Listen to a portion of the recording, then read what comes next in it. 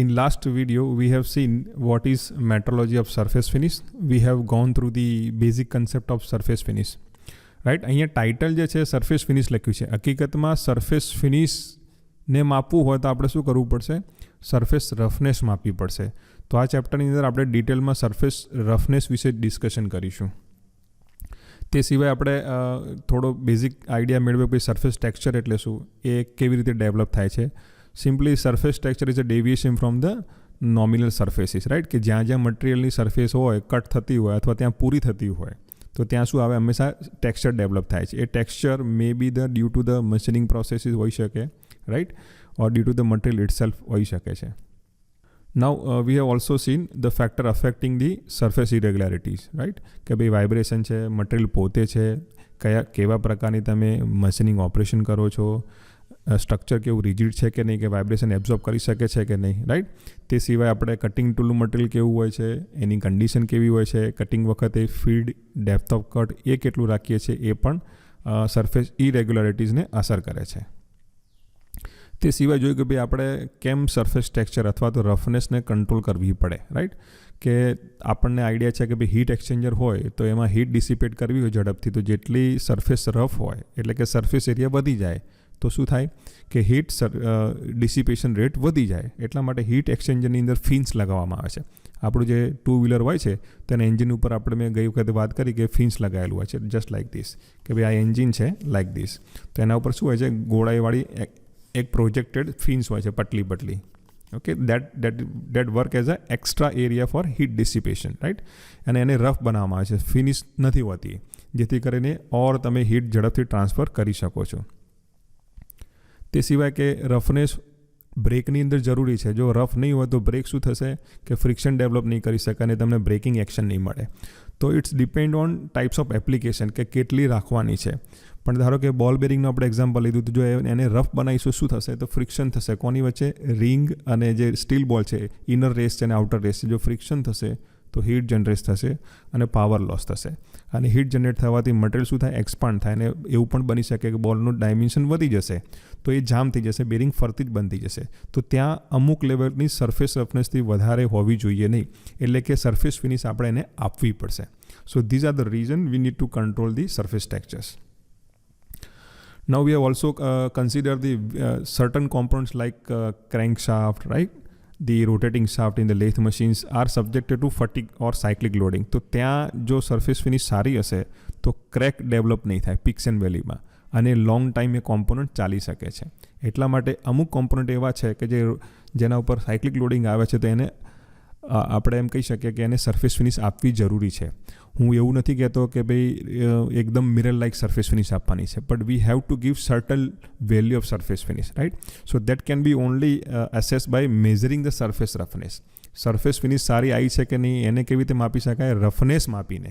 Okay, now let's divide the geometrical irregularities. હવે અહીંયા સમજવાનું છે ઇરેગ્યુલારિટીઝ એટલે કે આપણે ડ્રોઈંગ ઉપર સરફેસ સીધી દોરીએ છીએ, રાઈટ.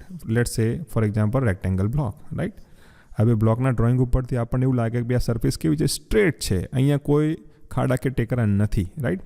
પણ એકચ્યુઅલી તમે જ્યારે માઇક્રોસ્કોપિક લેવલે એને તપાસવા જાઓ, ચેક કરો, તો તમને શું મળશે? પિક્સ એન્ડ વેલી મળશે, right. So this is called irregularities. So here irregularities can be divided in 4 orders, કે એની વેલ્યુ અને સ્પેસિંગ વચ્ચે, કે માની લો કે આ પિક્સ એન્ડ વેલી છે, રાઈટ, અને બીજું આ પિક્સ એન્ડ વેલી છે, તો આની હાઇટ ઓછી છે અને એની જે વિડ્થ છે એ પણ ઓછી છે, પણ આની હાઇટ કેવી છે? વધારે છે, અને આની વિડ્થ પણ વધારે છે. તો based on spacing and the height value of this irregularities it is divided in 4 orders. Also May B the source of order, કે ભાઈ ક્યાંથી એ જનરેટ થાય છે એના આધારે એના 4 ભાગ પડેલા છે. તો પહેલો છે ફર્સ્ટ ઓર્ડર.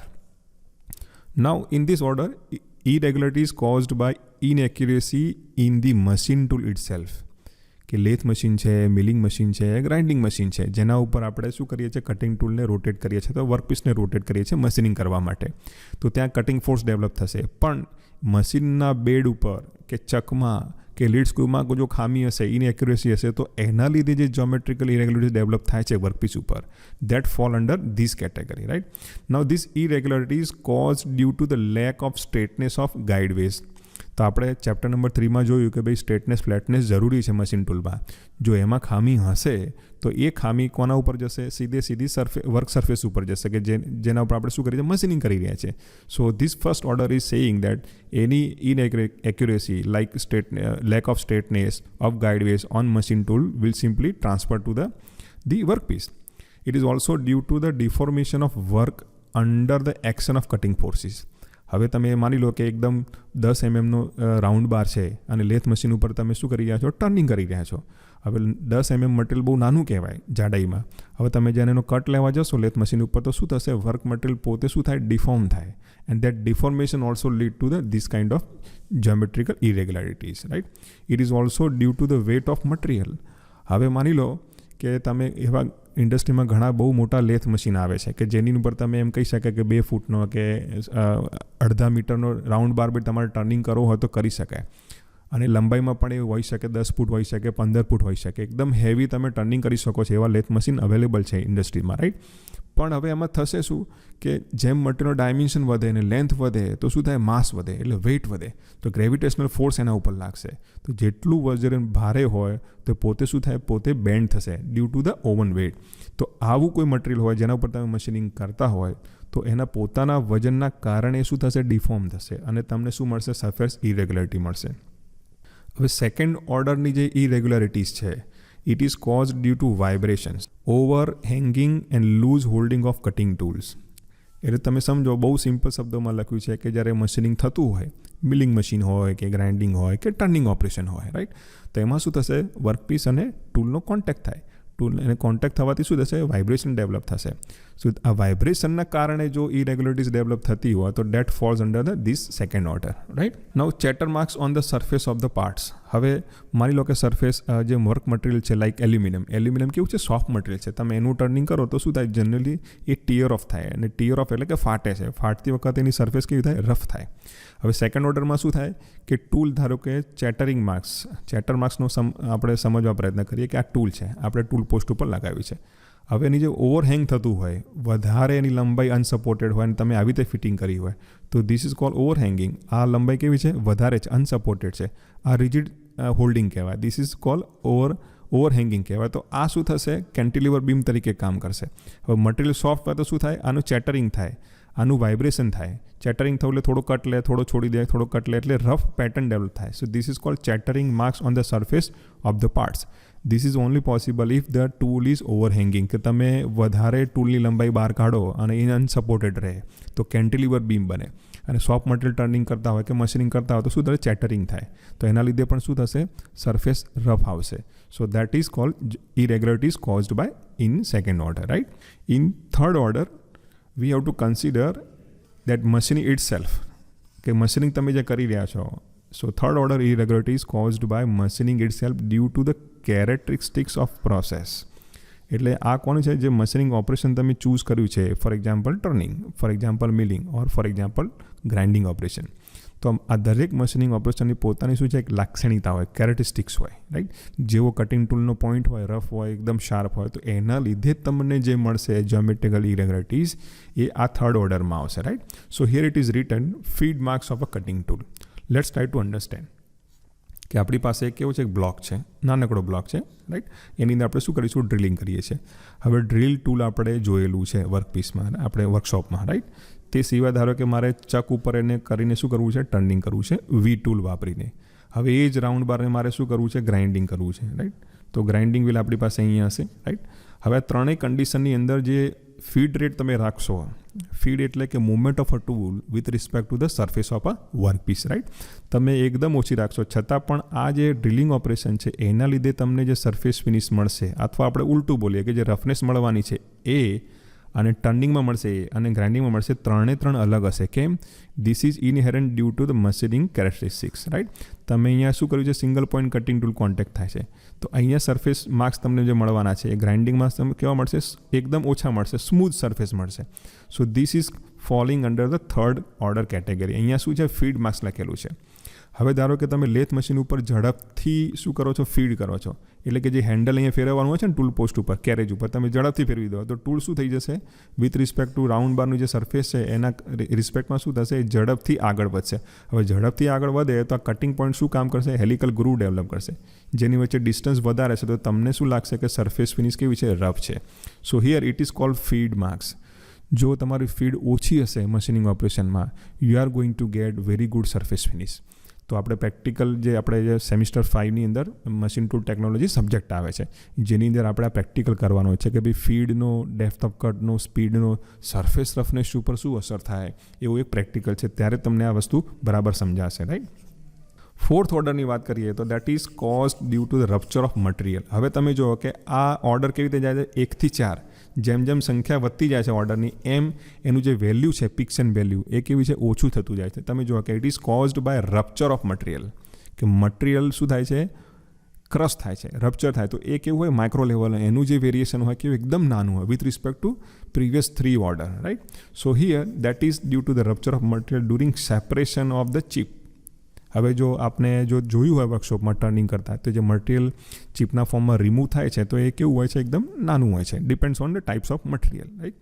હવે એ જે મટીરિયલ રિમૂવ થયું આપણે મેં એક્ઝામ્પલ લીધું હતું કોકોનટનું કે તમે એને છોલવા બેસો તો શું થાય કે જે સરફેસ પેટર્ન બને છે કોકોનટ ઉપર એ કેવું હોય છે રફ હોય છે. તો એવું જ માઇક્રો લેવલે જ્યારે ટર્નિંગ કરતા અથવા કોઈ મશીનિંગ ઓપરેશન કરતા હોય થતું હોય છે right. So that is called rupturing of material. Material remove કેવી રીતે થાય એને તોડવું પડે ફાડવું પડે ત્યારે જે મટીરિયલ રિમૂવ થાય પણ ફાટતી વખતે શું થાય છે રફ સરફેસ ડેવલપ થાય છે. તો this kind of irregularities fall under the fourth order right. Now again the previous fourth order કે 4 ઓર્ડર પહેલું બીજું ત્રીજું અને ચોથો ઓર્ડરની જે ઇરેગ્યુલારિટીઝ છે એને ફરીથી આપણે 2 ભાગમાં વહેંચી શકાય. એક છે પ્રાઇમરી સ્ટ્રક્ચર અને સેકન્ડ છે secondary structure. Primary structure is also referred as roughness. હવે રફનેસ વર્ડ પિક્ચરમાં આવે છે right. Why we divided this કે ભાઈ આપણે આનું કેમ આપણે ક્લાસિફિકેશન કર્યું ભાઈ 4 ઓર્ડર છે કે જ્યારે કોઈ મશીન ઉપર કોઈ કોમ્પ્યુટર પર મશીનિંગ કરીએ છીએ તો એની અંદર જે રફનેસ કે ઇરેગ્યુલારિટીઝ આવશે તો કઈ બાબતોથી આવી શકે. તો મશીન ટૂલ પોતે ખરાબ હોય, જે ટૂલ છે વધારે લાંબુ લગાવેલું હોય રાઈટ, અથવા તો જે મશીન ટૂલનો બેડ છે સ્ટ્રેટ ના હોય. પછી એમ કહી શકાય કે ભાઈ મટીરિયલ રપ્ચર થાય છે. તો આ 4 અલગ અલગ કેટેગરીઝ છે.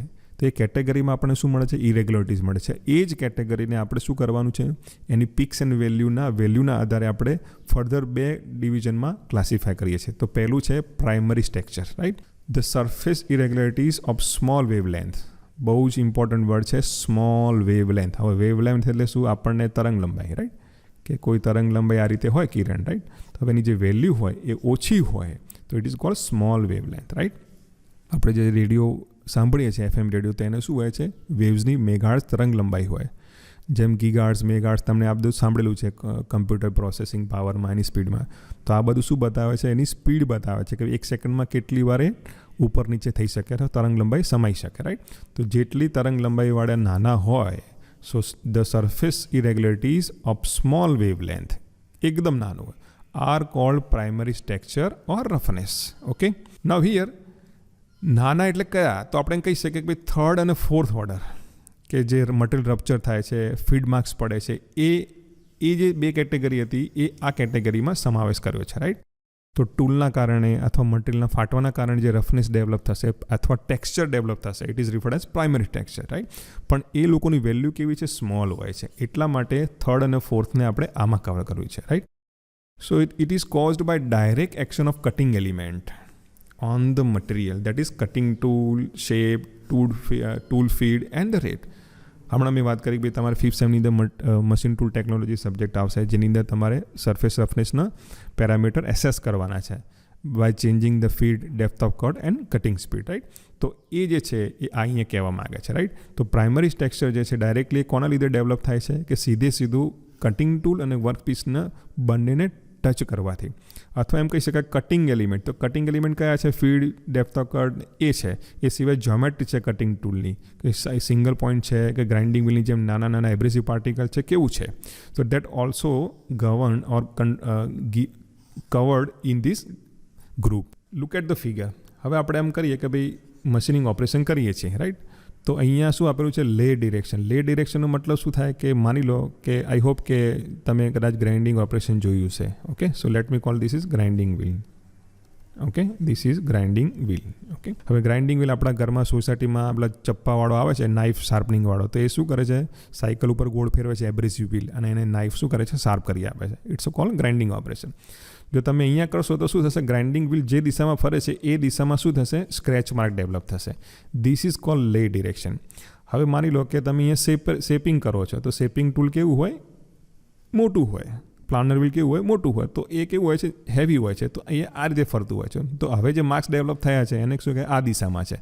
So direction of this machining marks is called lay direction. તે સિવાય આપણે ધારો કે કન્સિડર કરવું હોય તો જે આ મેં વાત કરી કે ભાઈ સ્મોલ વેવલેન્થ, તો અહીંયા જે સ્મોલ વેવલેન્થ અહીંયા દર્શાવેલી છે, it is referred as roughness. Okay, આગળના જે અહીંયા ટર્મ લખેલા છે બીજા, ટ્રાવેર્સિંગ લેન છે, સેન્ટર લાઇન છે, પીક્સ એન્ડ વેલી છે, એ આપણે આગળ જોઈશું. હવે જે બીજું જે ગ્રુપ છે secondary texture, it is referred as waviness. Roughness અને વેવીનેસ બે શબ્દો છે, એને કન્ફ્યુઝન કરવાનું નથી.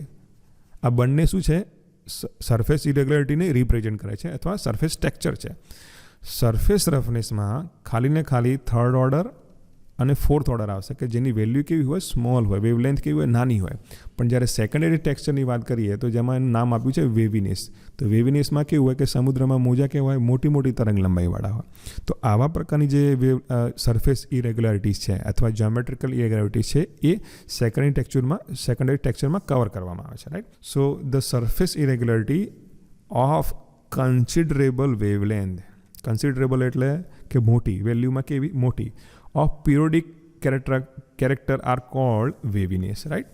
હવે તમે મેઝર કરશો કોઈ લાંબી સરફેસને અને તમને ખબર પડે છે કે આ સરફેસ થોડી આવી છે, પછી નીચે બેસે છે, પછી ઉપર જાય છે. Right. So this is cold of larger wavelength. તો આ ઇરેગ્યુલારિટીઝને એ લોકો શું કહે છે, મેક્રો ઇરેગ્યુલારિટીઝ પણ એ લોકો કહે છે. Right. But here it is referred as waviness. Right. પણ તમે એને માઇક્રો લેવલે એકદમ જોશો તો એ પણ કેવી આવી ઊંચી નીચી હોય. સો this is referred as roughness. But on a larger scale, if we are having a larger value of a wavelength, it is referred as wavelength. તો આગળની જે ફિગર છે એના ઉપર એ જ દર્શાવવામાં આવે છે કે ભાઈ આ જે વેવ પેટર્ન છે, આ રીતે તમારી આ પેટર્ન કેવી છે, રિપીટ થઈ લાગે છે. Right. So this is cold waviness. Okay, પણ એ પેટર્ન તમે લોકલ લેવલે જશો તો ત્યાં કેવું એકદમ નાની પિક્સ એન્ડ વેલી હશે, which is also get repeated having smaller value. તો માઇક્રો લેવલ એને રફનેસ કહેવામાં આવે છે અને હાયર લેવલે મેક્રો લેવલ એને વેવીનેસ તરીકે કન્સિડર કરવામાં આવે છે. પણ આ બંને ટેક્સચર જે બંને ટેક્સચરના ગ્રુપ છે that is caused by previously explain order of geometrical irregularity. First ઓર્ડરનું હોઈ શકે, સેકન્ડનું હોઈ શકે, થર્ડ ને ફોર્થ. થર્ડ અને ફોર્થ એમાં હોય છે, પ્રાઇમરી હોય, રફનેસ લેવલમાં કવર કરવામાં આવે છે, અને ફર્સ્ટ અને સેકન્ડ જે છે એ વેવીનેસમાં હોય છે. Now it is caused by inaccuracy of slides, wear of guides, misalignment of centers, non-linear feed motion and deformation of work under the action of cutting forces and vibration of any kind. હવે તમે જુઓ કે આ શબ્દો આગળ આપણે જોયા કે પહેલાં અને બીજા ઓર્ડરની અંદર આ જ ડિસ્કશન કરેલું છે કે તમારી શેપર મશીન જે છે, શેપર મશીનનું ટૂલ કેવું હોય, એકદમ શાર્પ હોય છે અને હેવી હોય છે. એ કેવી રીતે થાય, આમ આગળ પાછળ થાય, રેસિપ્રોકેટ થાય. હવે રેસિપ્રોકેટ થતી વખતે શેપરનું જે ટૂલ છે એ ડવટેલ ગાઈડ વેમાં શું થાય, રેસિપ્રોકેટ થાય. હવે એ ગાઈડ વેસ છે જો એ વિયર થઈ ગયા, ઘસાઈ ગયા છે તો શું થશે, આ સીધી લીટીમાં બહાર નહીં નીકળે, એ થોડું નીચે નમી જશે વજનના કારણે. રિટર્ન જતી વખતે ફરી પાછું ઉપર જશે, ફરી પાછું આમ આવશે. Right. So this inaccuracy is going to give you the secondary texture. તો તમને કેવું મળશે, રફનેસ મળશે ખરું કે અહીંયા બરાબર થાય, પછી અહીંયા નીચે સરફેસ ઉતરી ગઈ, ફરી પાછળ રિટર્ન જાય છે સ્ટ્રોક, ફરી પાછું ઉપર આવે છે, મશીનિંગ આ રીતે કરે છે. Right. So this is called wear of guides. તો આ રીતે તમને શું કોઈ ટૂલ મિસઅલાઇનમેન્ટ હોય કે સેન્ટર આપણે જે ટેલ સ્ટોક કહીએ છીએ, ડેડ સ્ટોક કહીએ છીએ, લાઈવ સેન્ટર કહીએ છીએ, જો એ બંનેની એક્સિસ જે છે જો મેચ નહીં થતી હોય તો પણ તમને શું મળશે, આ પ્રકારનું તમને આઉટપુટ મળશે, સેકન્ડરી ટેક્સચર મળશે, અથવા એમ કહી શકાય ઇરેગ્યુલારિટીઝ મળશે. પછી તમે લેથ મશીન ઉપર ટર્નિંગ કરો છો તો ટર્નિંગ કરતી વખતે તમારું જે કેરેજનું વ્હીલ છે એ તમે સ્મૂથલી યુનિફોર્મલી નથી ફેરવતા, પણ એમ કહેવાય થોડી વાર વધારે જોરથી ફેરવ્યું અને થોડું ઓછું ફેરવ્યું, થોડું વધારે ફેરવ્યું, તો એના લીધે તમને જે મળશે એ સરફેસ રફનેસ કેવી મળશે, લાંબા વેલ્યુમાં મળશે. અહીંયા થોડી સ્મૂથ મળશે, અહીંયા રફ મળશે, સ્મૂથ મળશે. So it is of larger wavelength. Right. So that is referred as waviness. This included first and second order irregularities. હમણાં આપણે ચર્ચા કરી કે ભાઈ ફર્સ્ટ અને સેકન્ડ ઓર્ડરમાં કોણ રિસ્પોન્સિબલ છે? એક તો મશીન ટૂલ પોતે છે, અથવા તો ઓવરહેંગિંગ ઓફ ધ, એમ કહી શકાય કે inaccuracy of the machine tool guides or its frame, right. અને પોતાનું મટીરિયલનું વેઇટ હોય તો એના લીધે જે સરફેસ ઇરેગ્યુલારિટી મળશે એ આ સેકન્ડરી ટેક્સચરમાં આપણે ક્લાસિફાય કરેલી છે. નાઉ two understand surface roughness in detail, you need to understand certain important terms, right? The first is geometrical surface, second is real surface, and third is effective surface. All these are surfaces. Then what is difference between them? That we need to understand. Let me draw a simple figure of a rectangle block. Okay, હવે ડ્રોઈંગની અંદર જ્યારે કોઈ વર્કપીસને આપણે describe કરીએ છીએ તો એક geometry દ્વારા ડિસ્ક્રાઇબ કરીએ છીએ. It can be straight line. Let me show you like this કે ભાઈ આ રેક્ટેંગલ છે, આ એનો ક્રોસ સેક્શન છે, right. So from this we can conclude this is a rectangle block having this much dimensions. So from this geometry કે આકાર છે એના ઉપરથી ખબર પડશે કે આ સરફેસ કેવી રીતે સ્ટ્રેટ છે, right. It's on paper. So it is a surface decided by designer and laying in the imaginary plane and is called geometrical surface. તમે જે ડ્રોઈંગ દર્શાવો છો એ બેઝિકલી એક ઇમેજનરી વસ્તુ છે કે આવી બનશે, આવું એનું ડાયમેન્શન છે, સીધી લીટી છે અથવા તો સર્ક્યુલર પાર્ટ છે. Okay, now what is real surface? The real surface is called profile obtained by taking cross section of the main surface with reference to geometrical surface is called real surface. હવે real surface એટલે જ્યારે machining તમે કરો છો અને તમને જે surface મળી રહી છે એને કહેવાય real surface. That is compared with the geometrical surface. આપણે અહીંયા સીધી કરી દે. આપણે આગળ જોયું ડાયલ ઇન્ડિકેટરમાં અને અથવા જ્યોમેટ્રિકલ ટોલરન્સમાં જોયું કે આપણે જે વસ્તુને સીધી માનીએ છીએ સીધી ના પણ હોઈ શકે, એ અપ્સ એન્ડ ડાઉન પણ હોઈ શકે છે, right. So we take a two plane and we assume that if the given surface is within two parallel plane, then it is called straight or flat surface, right? તો એવી રીતે જ્યારે તમે machining કરશો અથવા કોઈ પણ ઓપરેશન કરશો અને પછી જે એકચ્યુઅલ સરફેસ મળશે with reference to geometrical surface is referred as real surface, but reference is geometrical surface. That's very important. Now in case of effective surface, profile obtained by, I repeat, profile obtained by taking cross section with reference to geometrical surface. તો હવે મારે શું કરવાનું છે? Cross section લેવાનો છે. Let me show you. તો cross સેક્શનનો મતલબ શું થાય કે જ્યોમેટ્રિકલ સરફેસ આવી છે, આ દિશામાં છે, પણ આપણે એને ક્રોસ સેક્શન વર્ટિકલ પ્લેનમાં લીધો છે, right. Is called effective surface. હવે જ્યારે પણ સરફેસ રફનેસનું ઇવોલ્યુશન કરવું હોય તો જ્યોમેટ્રિકલ સરફેસ અથવા રિયલ સરફેસ છે એને શું કરવું પડે? પરપેન્ડિક્યુલર આપણે ક્રોસ સેક્શન લેવાનો છે વર્ટિકલ પ્લેનમાં. આપણને અહીંયા જે સરફેસ મળશે એ આપણે શું કરવાનું છે? ઇવોલ્યુટ કરવાનું છે. So by definition it's a profile obtained by taking cross section with reference to geometrical surface in vertical plane is called effective surface. Now what is important? This is the surface obtained by roughness measuring instrument.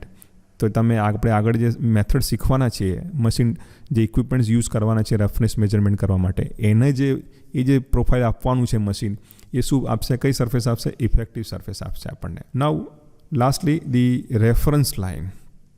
આપણને ખ્યાલ છે કે reference લાઇનનો concept છે. Reference એટલે શું? કે જ્યાંથી આપણે માપવાનું શરૂ કરી શકીએ, અથવા એ શબ્દ જેવો છે રેફરન્સ, કે જેના સંદર્ભમાં આપણે મેઝરમેન્ટ કરી શકીએ. Here the line consider for quantitative evolution, કે કેટલું છે, કેટલું વેરી થાય છે. ક્વોન્ટિટી એટલે કેટલું છે અને કેટલું વેરી થાય છે, એનું આપણે માર્કિંગ કરવું હોય તો આ શોધવું હોય, ઇવોલ્યુટ કરવું હોય. So the line consider for quantitative evolution of a effective profile is called reference line. Okay, કે આપણે આ જે સરફેસ શોધીશું કે ભાઈ આવી આપણને મશીનથી મળી, પણ આનું અર્થઘટન શું કરવાનું? અર્થઘટન કરવા માટે આપણે શું કરવું પડશે? એક રેફરન્સ જોઈશે. That reference is it self is a reference line, કે આ લાઇનથી ઉપર કેટલું છે, નીચે કેટલું છે, ઉપર કેટલું છે અને એવરેજ કેટલી છે. So this reference line is work as a reference itself, right, from which we evaluate the surface roughness parameter in case of effective surface. Now lay, as we discussed earlier, lay it is the direction of predominant surface pattern produced by tool marks or scratches. ફરીથી આપણે ઉદાહરણ લઈએ slip ગેજનું, right, અથવા આપણે કહીએ કે બોલ bearing. તો એની સરફેસ કેવી હોય છે? એકદમ સ્મૂથ હોય છે. એના પર તમે ધ્યાનથી જોશો લાઇટની અંદર તો તમને એમ કહેવાય કે રંગબેરંગી એકદમ સ્ક્રેચીસ દેખાશે. So this scratch marks are produce by the grinding operation or lapping operation. પણ તમને ખબર પડશે એક સ્કેચ કેવા છે, એક દિશામાં છે, it is in one direction. So it is connected with the direction in which the machining is carried out. હવે તમે ધારો કે આ જ વર્કપીસ ઉપર ધારો કે તમે શું કરો છો, ડ્રિલિંગ કરો છો, તો ડ્રિલિંગની જે સરફેસની પેટર્ન આવશે, ટેક્સચર આવશે, કે આવશે ગોળ આવશે. So lay is nothing, simply it's indicating the predominant or direction of predominant surface pattern produced by the tool marks or scratches.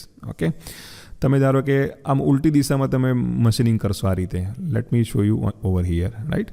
તમે આમ મશીનિંગ કરશો તો જે સ્ક્રેચ માર્ક છે આ દિશામાં પડશે. So that will be the lay, right. It is referred as lay. Okay, so here in figure a small surface is shown, કે એની શું છે, પ્રોફાઇલ બતાવેલી છે કે ભાઈ આવી ઊંચી નીચી છે અને આ દિશામાં શું કરેલું છે, મશીનિંગ કરેલું છે. So this is lay. So એની surface can have a flaws, એની ઉપર ખામી પણ હોઈ શકે છે. Now here it is second option is form. તો ફોર્મ એટલે કે કેવો આકાર છે, ઓવરઓલ આકાર કેવો છે, આ રીતનો છે. અહીંયા જો વેવીનેસની મેં હમણાં વાત કરી તો વેવીનેસમાં કેવું છે, અહીંથી અહીં કેવું છે, ડિસ્ટન્સ વધારે છે. જ્યારે રફનેસની અંદર કેવું છે કે તમે અહીંયા માઇક્રો લેવલે ચેક કરશો તો શું થશે કે આ રીતનું જોવા મળશે. So this is smaller wavelength value or smaller wavelength of irregularities referred as roughness. અને જ્યારે એ જ ઇરેગ્યુલારિટી મોટા લેવલે હોય, રિપીટ થતી હોય, તેને વેવીનેસ કહેવાય. Okay, so here you can see the spacing of roughness and the waviness. કે રફનેસમાં કેવું છે, હાઇટ ઓછી હોય, સ્પેસિંગ પણ કેવું ઓછું હોય, પણ વેવીનેસમાં કેવું હોય, બંને વેલ્યુ કેવા હોય છે, વધારે હોય છે. એટલા માટે ડેફિનેશનમાં કહેલું છે કે considerable wavelength. Now sampling length or cutoff length. It is the length of profile.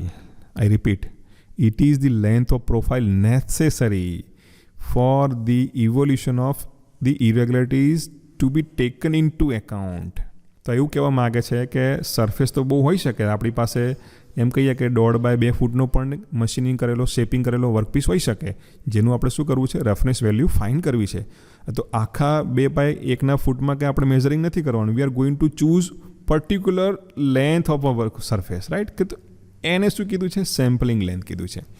So sampling length has a definition. So it is the length of a profile, કે ભાઈ આ પ્રોફાઇલ જે છે એની અમુક લેન્થ કે જેનો ઉપયોગ આપણે શેમાં કરીશું, ઇરેગ્યુલારિટીઝને ઇવોલ્યુટ કરવામાં કરીશું.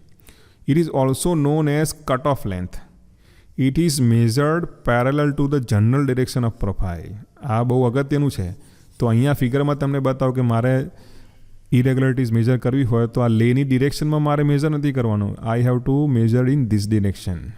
Okay, so it is measure parallel to general direction of profile. તો પ્રોફાઇલ જે છે, આ પ્રોફાઇલ છે, તો એને પેરેલલ આપણે શું કરવાનું છે, મૂવમેન્ટ કરવાની છે. તો જ આપણને આ જે પિક્સન વેલી છે એની પેટર્ન મળી શકે છે અને એના આધારે આપણે શું કરી શકીએ છીએ, રફનેસ વેલ્યુ ફાઇન્ડ કરી શકીએ છીએ. Now traversing length. The length of surface profile consider for measuring different surface parameter. Different surface પેરામીટરમાં એવું હોઈ શકે કે લેસ પણ આવી શકે, ફ્લોસ પણ તમારે શોધવો હોય એ પણ આવી જશે. So it's called traversing length. One traversing length is made up of one or more sampling length. હવે હું ધારો કે એક સરફેસ આવી છે, મેં આટલી પસંદ કરી, તો આને હું ટ્રાવર્સિંગ લેન્થ કહી શકું, પણ એની અંદર મારી સેમ્પલિંગ લેન્થ આવી શકે છે.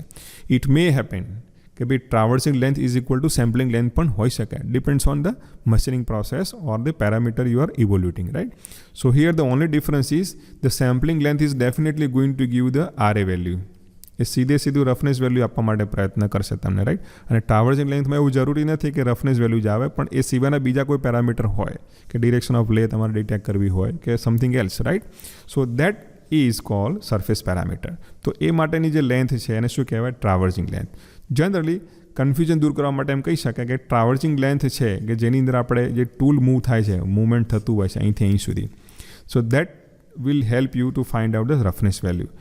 જો વધારે તમે મૂવ કરો છો કે ભાઈ અહીંથી શરૂ કર્યું, પછી અહીંયા મેજર કર્યું, અહીંયા મેજર કર્યું, તો જે total length referred as traversing length. પણ એની અંદર નાના તમે મેઝરમેન્ટ કર્યા છે રફનેસ માટેના. So this smaller part is referred as the sampling length, right.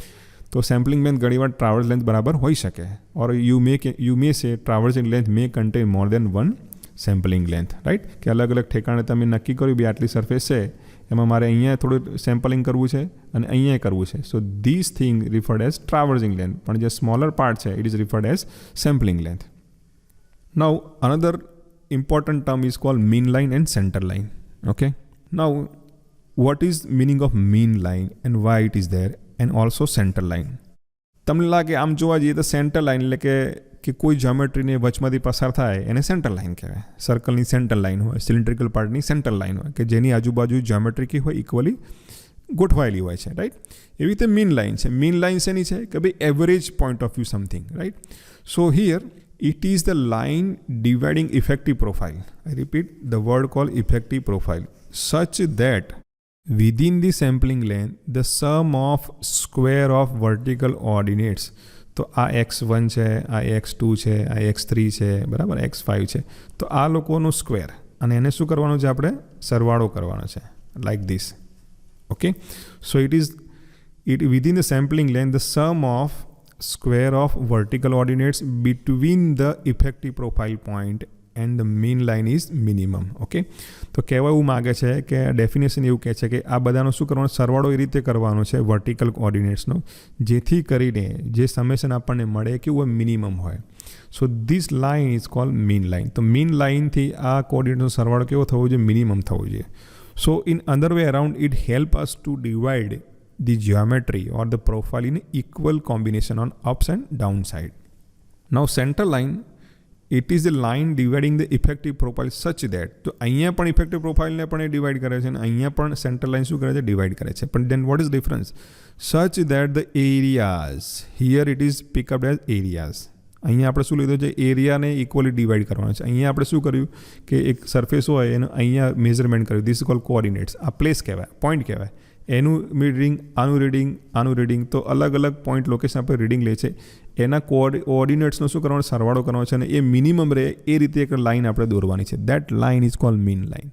Mean લાઇનને આપણે એવરેજ લાઇન પણ બોલીએ છીએ.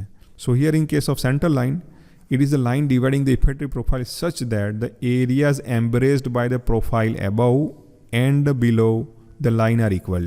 હવે આપણે માની લઈએ કે આ આપણો શું છે, પ્રોફાઇલ છે, અને અહીંયા પણ એરિયા છે, અહીંયા પણ એરિયા છે, પણ આપણે સેન્ટર લાઇન એવી રીતે ડ્રો કરવાની છે કે આ એરિયા અને આ એરિયા કેવો થાય, સમાન થાય.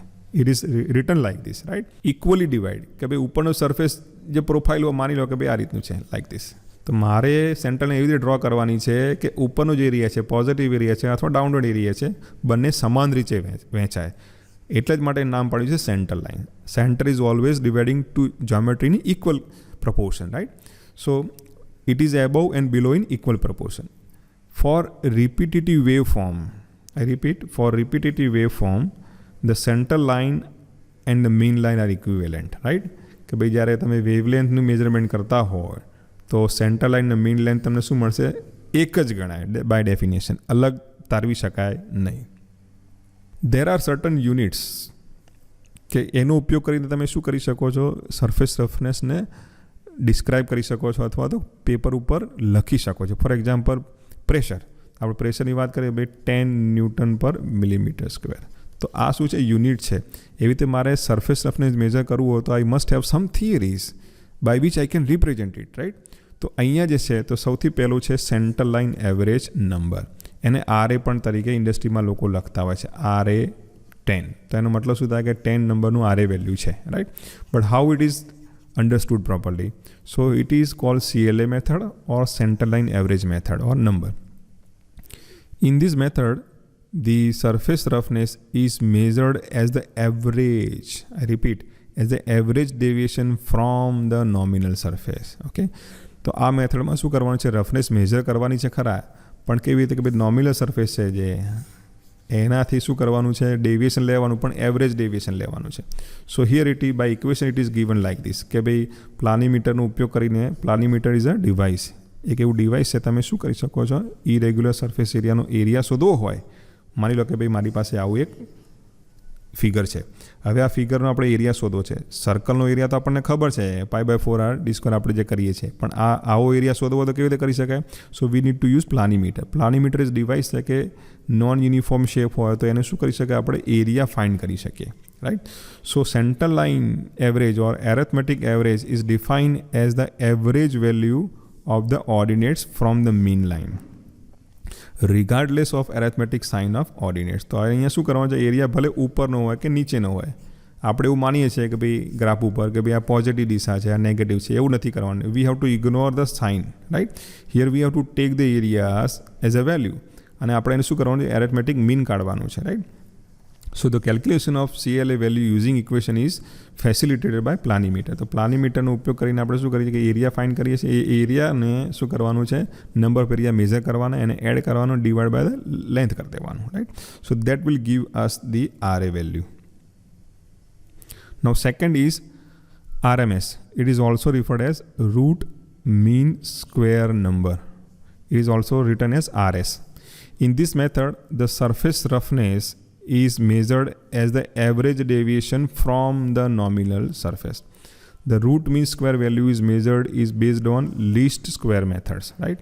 So RMS value is defined as the square root of, I repeat, square root of arithmetic mean of the square of ordinates of surface measured from the mean line. તો જે આટલા ordinates છે y દિશામાં, એ બધાનો શું કરવાનો છે, square કરવાનો, સાથે એનું સમેશન કરવાનું અને divide by number of ordinates that you have consider, અને એનું શું કરવાનું છે, રૂટ નીકાળવાનું છે.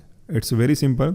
સો RMS value is define as a square root of arithmetic mean, એટલે કે average of the square of ordinates, કે ભાઈ જે ઓર્ડિનેટ્સ છે એના સ્ક્વેરનું એરેથમેટિક મીન અને એનું સ્ક્વેર રૂટ છે. બહુ સિમ્પલ છે કે ભાઈ જેટલા ઓર્ડિનેટ્સ છે એને આપણે શું વર્ગ લીધો છે અને એડિશન કર્યું, અને એડિશન કર્યું કેટલા આપણે કન્સિડર કર્યા, 50, 20, તો અહીંયા સંખ્યા શું આવશે, 50, 20. જે 50 લીધું હોય તો 50. સો વી આર ગેટિંગ એવરેજ, અને એ એવરેજનું આપણે શું કરીએ છીએ, we are getting the square root. So this is cold HRMS or it is referred as H value. ઘણીવાર H થી દર્શાવે છે, કોઈક વાર RS થી પણ દર્શાવવામાં આવે છે, right. Now the next is 10-point height method. It is also referred as RZ.